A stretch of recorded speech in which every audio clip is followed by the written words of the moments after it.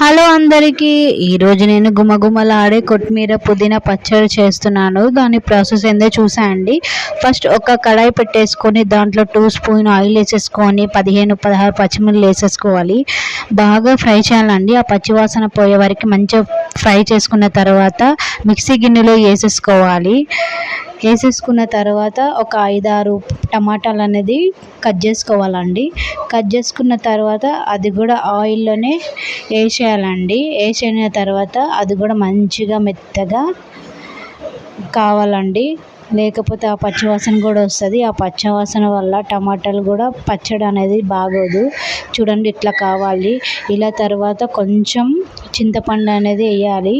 వేసిన తర్వాత కూడా బాగా ఫ్రై చేసుకోవాలండి.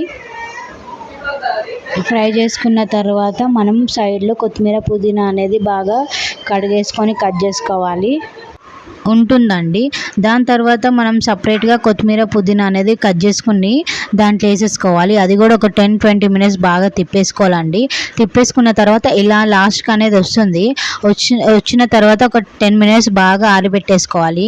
ఆరబెట్టేసుకున్న తర్వాత ఒక మిక్సీ గిన్నె తీసేసుకొని పచ్చిమిర్చి మనం ఇందాక కొత్తిమీరది అవన్నీ ఫ్రై చేసుకున్నది టమాటా కూడా వేసేసుకున్న తర్వాత కొంచెం ఒక ఉల్లిగడ్డ 3-4 వెల్లుల్లిపాయలు 2 స్పూన్స్ సాల్ట్ వేసేసుకొని మిక్సీ పట్టేసుకోవాలండి.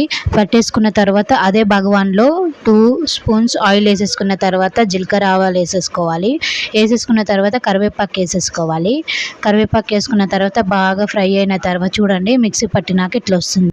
అది చూసుకొని తాలింపు వేసేసుకోవాలి. చూడండి ఫ్రెండ్స్ గుమ్మగుమ్మల